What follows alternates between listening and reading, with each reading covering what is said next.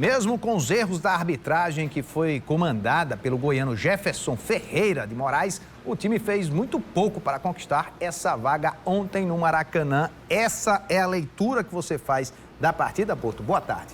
Boa tarde, Serginho. Pois é, acho que realmente os gols do Fluminense tiveram uma intervenção negativa do Jefferson no árbitro da partida de ontem, mas que não foi um erro, não foram erros capitais, né?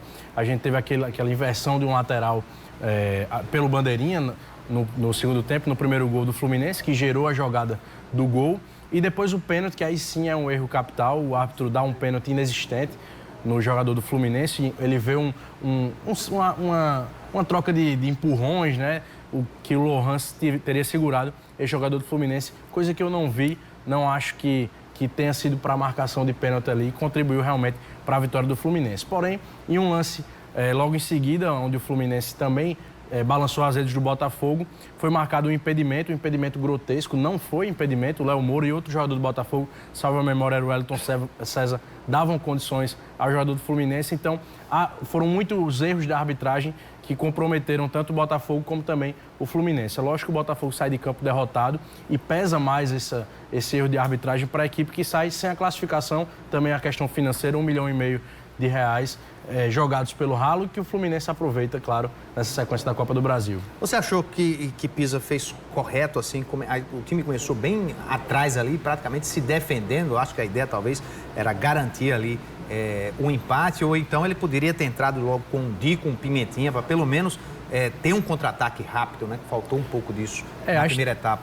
A estratégia do Pisa foi essa no primeiro tempo e ele conseguiu fazer isso. O Botafogo segurou bem o Fluminense nesse primeiro tempo. Houve alguns lances que o Samuel foi crucial. A trave salvou o Botafogo também ainda no primeiro tempo. Mas ele conseguiu sair de campo após os 45 minutos com um empate assegurado, que levava a partida para os pênaltis. Teve um problema também com o Rogério, que vai passar inclusive por exames hoje à tarde, que obrigou o Evaristo Pisa a queimar uma substituição que talvez não acontecesse durante o jogo. Então ele já entrou no segundo tempo com essa, digamos, deficiência para montar o time, porque faltavam só apenas 2 substituições. O Samuel tinha sentido a coxa no primeiro tempo, isso preocupava também o Pisa, ele não podia fazer uma investida mais ofensiva logo no início do segundo tempo. E aí houve a pressão inicial do Fluminense, que gerou o primeiro gol.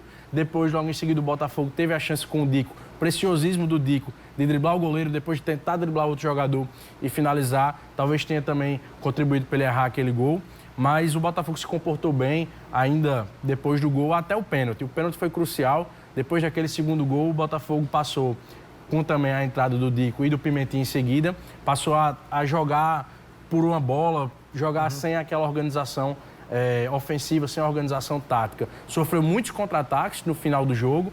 O Fluminense poderia ter ampliado mais ainda o placar e o Botafogo também escapou de levar uma goleada nesse momento em que o Botafogo atacava mais. Só que era o jeito que tinha. O Pisa ele teve que entrar pelos lados do campo, tanto com o Dico como com o Pimentinha.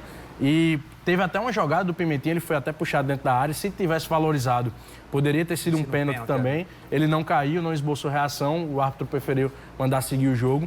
E o Luiz Gustavo também teve uma cabeçada importante no fim do segundo tempo, que o goleiro do Fluminense, o Muriel, tirou. Então o Botafogo ele conseguiu também fazer algumas jogadas de ataque.